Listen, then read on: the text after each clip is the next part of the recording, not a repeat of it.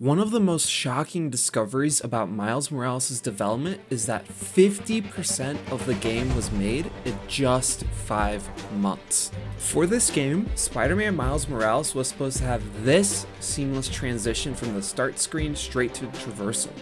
This seamless transition was ultimately cut due to the PS4 version needing loading screens for reloading and fast travel.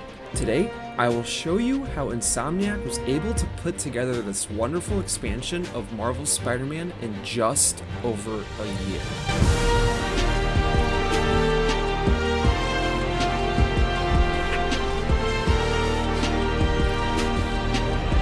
Miles Morales was in pre-production from August to December of 2018, and this may seem like a really short time for a game to be in pre-production, and it is, but a lot of the core systems were already built in Spider-Man 2018. So, a lot of the early pre-production was spent on making Miles unique and developing his unique core skill sets.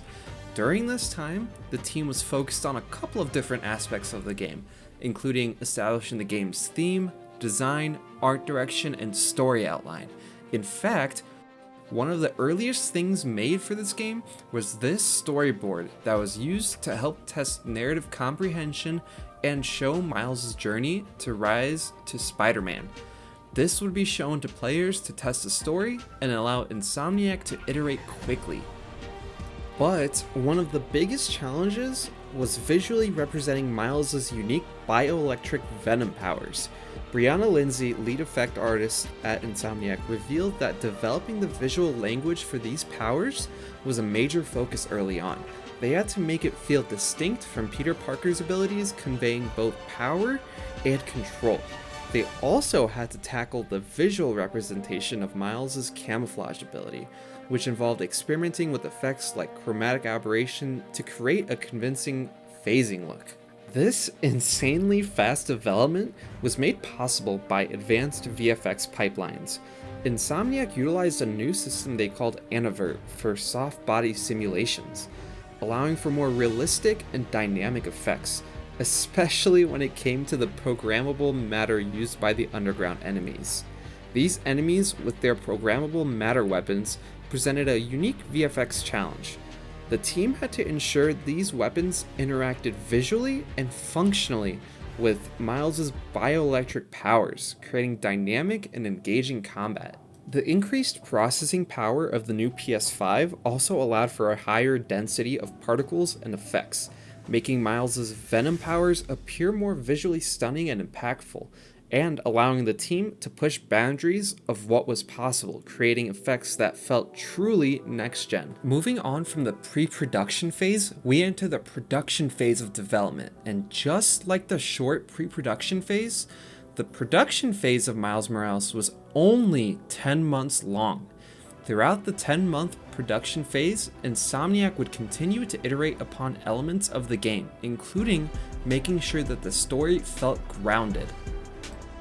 It was essential for Insomniac to recreate Miles' home in East Harlem and ensure this story would remain grounded. So, early in development, they created the Friendly Neighborhood Spider-Man app in-game, allowing for players to help out locals in East Harlem in need.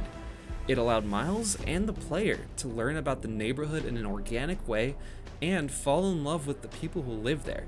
One of the most memorable missions for me and the team at Insomniac was creating the Spider-Man the Cat side quest. In this side quest, you are tasked with finding criminals who busted up a neighborhood bodega and stole the owner's cat. They created a custom Spider-Man suit with a cat in Miles' backpack and custom finishers for the cat too. Needless to say, I think this mission instantly became a fan favorite amongst Spider-Man fans. During the production phase, Insomniac loved the idea of the app, but it was missing something. There was nothing to be rewarded to the player for finishing all of the missions in the app, but Insomniac had an idea. What if the people of Harlem made Miles his own suit as a reward for helping the community and finishing all of the side missions? The result of this was the black and gold suit. This really helped sell the player on Miles helping out his community, and it also helped Insomniac realize that teams driving ideas like this are an organic process and it's woven into the culture of Insomniac. But despite this incredible progress, there were still some issues with the game. During this phase of development, the entire cast of the game was supposed to be introduced in a mission, but Insomniac identified some issues with this. They had too many character introductions in one mission, and inconsistent tone throughout the mission. In the original cut, the characters would be introduced and the motive behind Finn's actions in the game would be easily spelled out in a single cutscene. So, they moved things around. They moved Genki's introduction to the beginning of the game right after Peter gives Miles his training suit. They also moved the introduction of Finn's story to the next day, which helped flesh out her problems without introducing the true source of her pain. They also allowed players and Miles to witness the death of Rick through a video recording, which was critical to help understand why Finn became the Tinkerer. Making these changes during the development of a traditional video game would have endangered the release date, but Insomniac were able to make these massive changes because they had already budgeted for an additional production cycle. This was an additional 5 months production cycle designed to address problems in gameplay and story, and also to improve the pacing of the game. They focused on the first 90 minutes of the game during this extra time. During this, they were able to create more detailed boss encounters too. They had originally planned for 10 main missions, but by the time this extra development cycle ended, they restructured Act 1, added missions, and open world activities. To make this much more impressive, this entire phase was done remotely from home due to the pandemic at the time. Towards the end of development, Insomniac added the finishing touches to the game. Since this game was a PS5 launch title, they focused the last leg of development on features exclusively for the new console. These additions included things like updated face textures, ray trace reflections, and a performance ray tracing mode. They capitalized on the speed of the PS5's new SSD and allowed players to have near instant response times. They also created a new layer of immersion with the DualSense controller responding to in-game actions like Miles' Venom ability and web swinging. All of these new additions came together within the final months of development, and at this time, Insomniac would reveal Miles Morales to the world in June of 2020.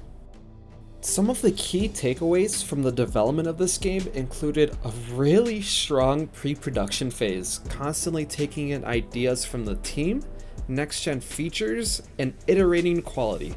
All of these takeaways really show up for the final product. While the game was a shorter experience, it went on to help bolster the launch lineup for the PS5 and sell over 14 million copies as of December of 2023. The development of this game was truly insane to learn about. If you guys want more Spider-Man content, I would highly recommend you check out my video on how Marvel's Spider-Man was made in just 3 years. Since this game shares almost all of the core features of that game, everything in that video was built up in a sense for this game. I hope you guys enjoyed this shorter video. If you want to see more content like this, be sure to stay tuned to the channel. I have a lot more videos planned. And also be sure to subscribe too. I am a smaller channel and your support of these videos goes a long way for the YouTube algorithm. Thank you.